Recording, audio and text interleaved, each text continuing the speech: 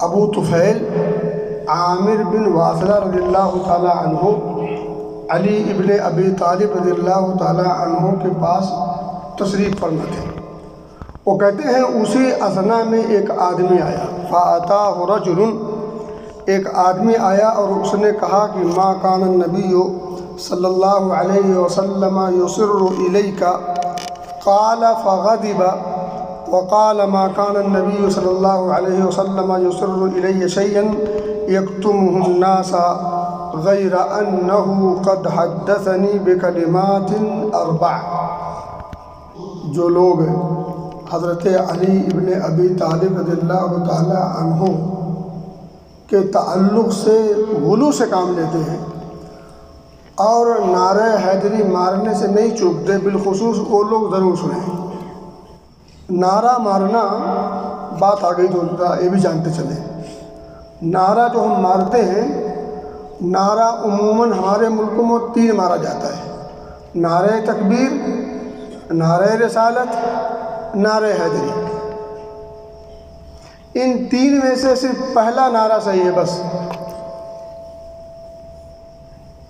باقی 2 نعرے بدعقیدگی کی بھی غماز ہیں اور جہالت بھی ٹپکتی ہے۔ جملہ شاید سخت لگے لیکن حقیقت ہی ہے، بدعقیدگی بھی ٹپکتی ہے، جہالت کے بھی آثار نمایاں ہوتے ہیں۔ نعرہ آپ مارتے ہیں، نعرہ تکبیر کیا مطلب؟ یعنی عظمت و کبریائی والا کون، عظمت و کبریائی کا حقدار کون؟ تو ہم کہتے ہیں اللہ اکبر، سب سے بڑا اللہ ہے، عظمت و کبریائی کا مستحق اور اس کا حقدار اللہ ہے، تب ہم کہتے ہیں اللہ اکبر۔ اب گویا کہ دوسرا نعرہ ہو رہا ہے نعرہ رسالت، یعنی رسالت و نبوت کا حقدار کون، خاتم النبیین کون؟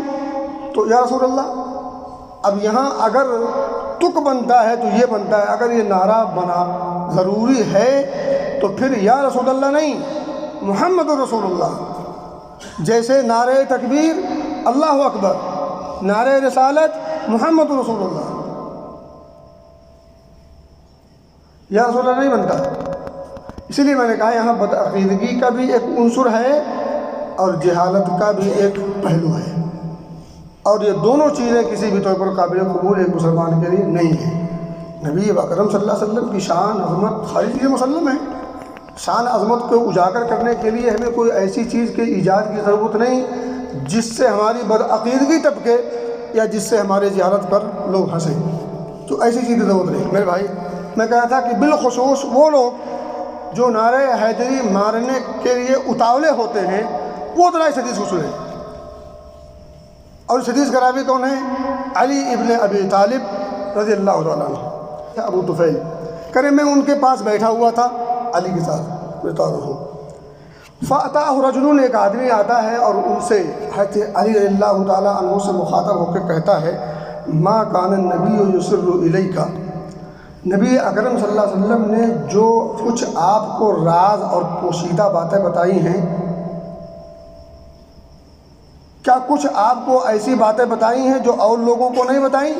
کچھ ایسے علوم اسلامیہ دیے ہیں، ایسے کچھ احکام شرعیہ دیے ہیں، ایسی کچھ چیزیں علم کی دی ہیں جو اوروں سے چھپا کر رکھی ہیں؟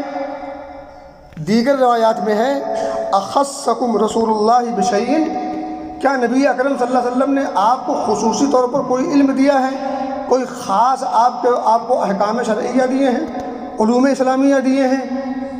یہ سوال ہو رہا ہے کس سے؟ علی ابن ابی طالب رضی اللہ تعالیٰ عنہ، چوتھے خلیفہ، نبی اکرم صلی اللہ علیہ وسلم کے چچیرے بھائی اور داماد، ان سے سوال ہو رہا ہے۔ جب اس آدمی نے سوال کیا فغضب، سخت برہم ہوئے، غصہ ہو جواب دیا، کیا کہا؟ وقال ما كان النبی صلی اللہ علیہ وسلم یصر الی شیئا یکتمہ الناس، نبی اکرم صلی اللہ علیہ وسلم نے مجھے کوئی ایسی راز و نیاز کی پوشیدہ چیزیں نہیں دی ہیں جو لوگوں سے چھپا رکھی ہوں، یکتمہ الناس غیر انہ قد حدثنی بکلمات اربع، ہاں 4 چیزیں مجھے نبی اکرم صلی اللہ علیہ وسلم نے بیان کی ہیں، اور ابن ماجہ کی روایت میں ہے کہ جب بیان کی تھی تو وہاں کوئی نہیں تھا سوائے میرے، یعنی میں سے موجود تھا۔ نبی اکرم صلی اللہ علیہ وسلم نے یہ حدیث بیان کی، اس وقت صرف اور صرف علی ابن ابی طالب چوتھے خلیفہ وہاں موجود تھے۔ دوسرا کوئی نہیں تھا، اس گفتگو کے دوران وہاں کوئی نہیں تھا۔ اچھا، ایک دیگر روایت ملتا ہے، وہ کہتے ہیں کہ نبی اکرم صلی اللہ علیہ وسلم نے مجھے کوئی خاص چیز تو نہیں دی، الا ما کان فی قراب سیفی ھذا، ہاں میرے اس تلوار کے نیام میں جو ہے، تو تلوار کی نیام میں انہوں نے ایک صحیفہ رکھا ہوا تھا۔ قال فاخرج صحیفۃ مکتوبۃ، تو اپنے اس تلوار کی نیام سے وہ صحیفہ نکالا جس کے اندر کچھ لکھا ہوا تھا۔ 4 چیزیں بیان کی ہیں، اب ذرا وہ 4 چیزیں سنیں۔ کہہ رہے ہیں قالا، تو اس آدمی نے کہا کہ ما ہن یا امیر المومنین، وہ 4 چیزیں کیا ہیں؟ اب امیر المومنین مخاطب ہیں، کہتے ہیں کہ نبی اکرم فرماتے ہیں لعن اللہ من لعن والدہ، اللہ کی لعنت ہو۔ یہ جانتے ہیں لعنت کسے کہتے ہیں؟ اللہ کی لعنت کا مطلب اللہ کی رحمت سے دوری، اللہ کی پھٹکار، اس کا غضب۔ کہیں لعن اللہ من لعن والدہ، اور دیگر روایت میں لعن اللہ من لعن والدی، اس میں ہے باپ کا، اور دیگر روایات میں ہے ماں اور باپ دونوں کا۔ اس شخص پر لعنت ہو اللہ کی جو اپنے باپ پر لعنت کرے یا اپنے ماں باپ پر لعنت کرے۔ اب دیکھیں یہاں 2 چیزیں یاد رکھیں۔ پہلی بات، کبھی کبھی انسان براہ راست لعنت کرتا اپنے ماں باپ پر، یعنی برا بھلا کہتا، سب و شتم کرتا، گالی غلوج کرتا، ڈانٹ پھٹکار کرتا ہے، عزت و توقیر نہیں کرتا، بے عزتی کرتا ہے، جبکہ اللہ رب العزت نے اف تک کہنے سے منع کیا ہے۔ فلا تقل لہما اف بھی نہیں کہہ سکتے۔ اگر ماں باپ کوئی حکم کریں، کوئی اشارہ کریں اور وہ شریعت کے خلاف نہ ہو تو آپ ان کی ان باتوں کو گرا سمجھتے ہوئے بھی نہیں کہہ سکتے۔ فلا تقل لہما اف ولا تنہرہما، انہیں جھاڑ نہیں کہہ سکتے، انہیں پھٹکار نہیں سکتے، انہیں ڈانٹ نہیں سکتے۔ کرنا کیا ہے؟ وقل رب ارحمہما کما ربیانی صغیرا، بلکہ ان کے لیے دعائے رحمت کرنی ہے، اللہ تو ان پر ایسے ہی رحم فرما جیسے ان دونوں نے مجھ پر میرے بچپنے میں رحم فرمایا۔ اور بچہ جب پیدا ہوتا، دیکھے پیدائش سے لے کر کے، بلکہ پیدائش سے بہت پہلے، اسی وقت سے ماں اور باپ دونوں لگ جاتے ہیں اس کی آبیاری کے لیے، اس کی پرورش کے لیے اور اس کے تحفظ کے لیے۔ تو میرے بھائی، دوسرا سبب یہ ہے کہ ماں باپ کو گالی دینے کا سبب بننا۔ وہ کیسے؟ صحابہ کو تعجب ہوا، کیونکہ ان کے ہاں یہ تصور سے بالا تر بات تھی کہ ماں باپ کو کوئی ستائے، ماں باپ کو کوئی ذلیل کرے، رسوا کرے، برا بھلا کہے، مار پیٹ کرے، گالی گلوج کرے۔ ان کے یہاں یہ تصور سے بالا تر تھا، ان کی سوچ سے بھی بہت پرے یہ بات تھی، تو انہیں تعجب ہوا۔ وہ کہتے اللہ کے رسول صلی اللہ علیہ وسلم، کون ہے وہ شخص اور کیسے یہ ممکن ہے کہ وہ اپنے ماں باپ کو گالی دے اور برا بھلا کہے اور لعن طعن کرے؟ نبی اکرم صلی اللہ علیہ وسلم اس موقع پر فرماتے ہیں، آپ کہتے ہیں نعم یسب ابا الرجل فیسب اباہ ویسب امہ ویسب امہ، تم میں سے کوئی شخص کسی شخص کے باپ کو یا ماں کو، یعنی ماں باپ کو برا بھلا کہے گا تو وہ شخص جواب میں انتقاماً تمہارے ماں باپ کو برا بھلا کہے گا، تم اس کی ماں کو گالی دو گے، وہ تمہاری ماں کو گالی دے گا۔ تو اگر کوئی شخص سبب بنتا ہے اپنے ماں باپ کے گالی دینے کا، ایسا شخص بھی لعنتی ہے۔ سوچیں، ماں باپ کا مقام، درجہ، رب کی نگاہ میں اہمیت، اور انسان کی عقل بھی اس بات کو جانتی ہے اور مانتی ہے۔ سماج میں بھی یہ چیز دیکھی سنی جاتی ہے، پڑھی جاتی ہے۔ کتنا اہم اور سینسٹیو موضوع ہے یہ کسی سے ڈھکا چھپا اور مخفی نہیں ہے۔ اللہ رب العزت نے اپنے درجے کے جسٹ بعد ماں باپ کو رکھا ہے، وَاعْبُدُوا اللَّهَ وَلَا تُشْرِكُوا بِهِ شَيْئًا وَبِالْوَالِدَيْنِ إِحْسَانًا، اللہ کی عبادت کرو، اس کے ساتھ کسی کو شریک مت ٹھہراؤ، اپنے والدین کے ساتھ احسان کرو، اچھے اخلاق سے پیش آؤ، نرمی والا معاملہ ہونا چاہیے، سختی بھول کر بھی نہیں ہونی چاہیے۔ دنیاوی ساری چیزیں اگر قربان کر دیں تب بھی کم ہے۔ ہاں، جب شریعت کے خلاف ان کا کوئی حکم ہو تو ماں باپ کی محبت سر آنکھوں پر، مگر وہ بات رد کر دی جائے گی، ٹھکرا دی جائے گی۔ یہاں کسی کی نہیں چلتی۔ یہ ایک پہلو ہے جہاں کسی چلتا ہے، وہ امیر ہو، غریب ہو، فقیر ہو، محتاج ہو، عام ہو، خاص ہو، پیر ہو، مرشد ہو، صالح ہو، نیک ہو، فقیہ ہو، عالم ہو، فاضل ہو، مجتہد ہو، دنیا جہان ہو، کسی کی کوئی پرواہ کیے بغیر اس کی وہ بات رد کر دی جائے گی۔ وہ آدمی، وہ شخصیت اگر عزت و احترام والی ہے سر آنکھوں پر، مگر وہ بات شریعت کے خلاف ہونے کی وجہ سے رد کر دی جائے گی۔ ایمان کا تقاضا ہے۔ پہلا ٹکڑا، لعن اللہ من لعن والدہ ولعن اللہ من ذبح لغیر اللہ۔ یہ نعرہ حیدری مارنے والے ذرا غور سنیں۔ لعن اللہ من ذبح لغیر اللہ، لعنت ہے اللہ کے اس شخص پر جو اللہ کے علاوہ کسی اور کے لیے ذبیحہ پیش کرے۔ جن جن گلیوں میں نعرے مارے جاتے ہیں نعرے حیدری کے، ان گلیوں میں، ان چوراہوں پر، ان گھروں میں، ان جماعتوں میں اور ان جگہوں پر آپ چیک کر لیں، ایک طرف یہ نعرے ہیں، دوسری طرف اس نعرہ جس کے نام کا نعرہ ہے اس ذات کی روایت کردہ حدیث کی بالکل پرواہ نہیں ہے۔ کبھی شیخ عبد القادر جیلانی رحمۃ اللہ علیہ کے نام پر 11 ہو رہی، کبھی 12 ہو رہی، کبھی کچھ ہو رہا ہے، کبھی کچھ ہو رہا ہے، کبھی یہاں ہو رہا، کبھی وہاں رہا، کبھی اس بازار پر، کبھی اس استھان پر، کبھی اس استھان پر، اور کبھی یہاں کبھی وہاں، کیا کچھ نہیں ہوتا۔ کتنے ننگے ناچ ناچے جاتے ہیں ذبیحہ کے نام پر۔ میرے بھائی میں دوست یہ نوٹ کر لیں، اگر اللہ رب العزت کے علاوہ کسی اور کے لیے، کسی اور کے تقرب کے لیے اگر ذبیحہ پیش کیا گیا، اگرچہ اس پر اللہ کا نام لیا گیا ہے، یہ شرک ہے۔ اور ہر ذبیحہ پیش کرنے والا اللہ کا نام ہی لیتا ہے، لیکن وہ ذبیحہ پیش کیوں کرتا ہے یہ اصل دیکھا جاتا ہے۔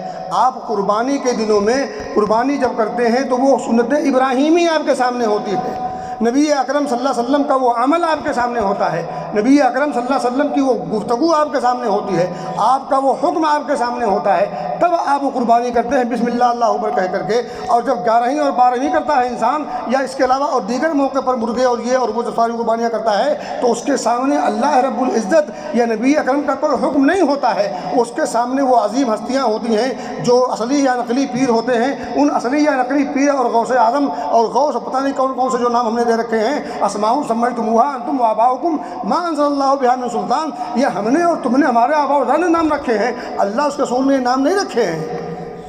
تو ان ناموں پر جب آپ کو مرغا یا دیگر چیزیں لاتے ہو اور پھر اسے بسم اللہ اللہ اکبر کہتے ہو، تو یہ ذبیحہ لعن اللہ من ذبح لغیر اللہ کے حکم میں شامل ہے، یہ اس میں شامل ہے، اسے خارج نہیں ہے۔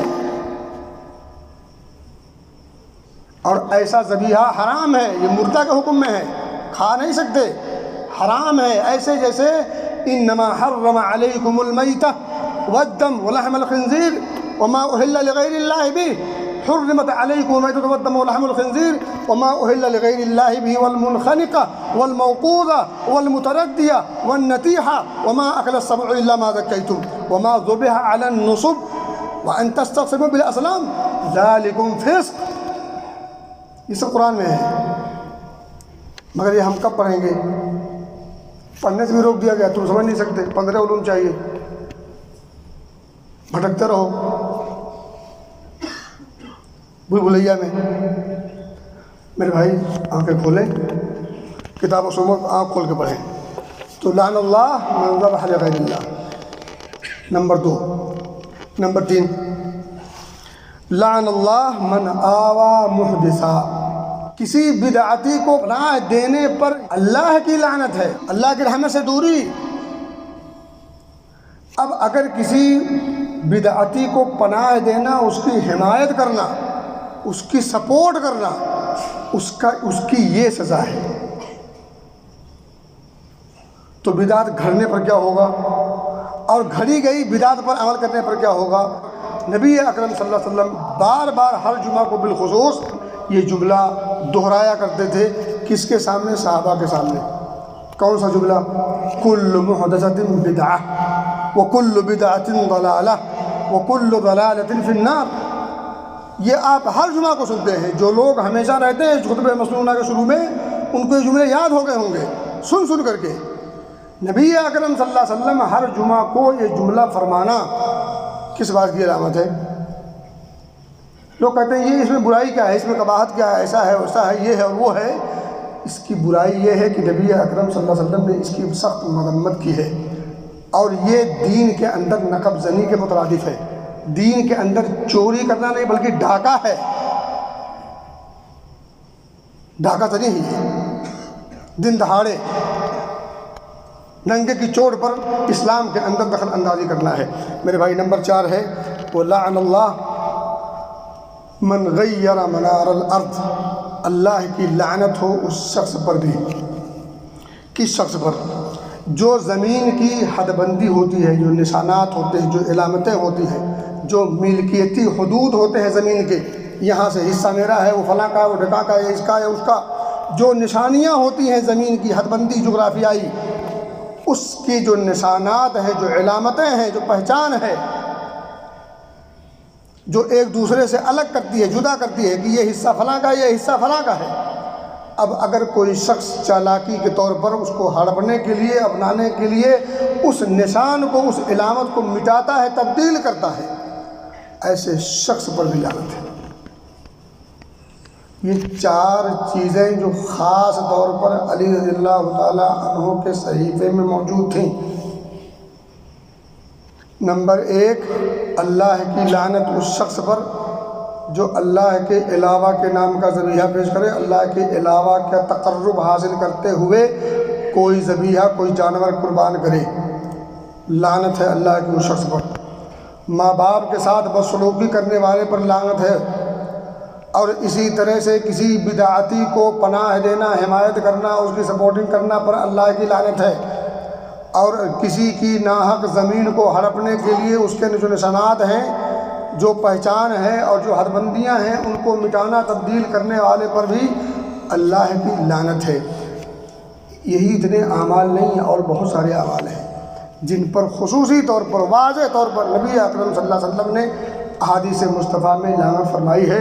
اس لیے میرے بھائی دوستو، میں نے ایک حدیث کی روشنی میں 4 لعنتی عمل کو اجاگر کرنے کی کوشش کی ہے، اس امید کے ساتھ کہ شاید کہ اتر جائے کسی دل میں یہ میری بات، اور اللہ کرے یہ سمجھ جائیں، تاکہ ایسے قواعدی امور سے اپنے آپ کو بچا سکیں جن کا نتیجہ اللہ کی لعنت اور پھٹکار ہے۔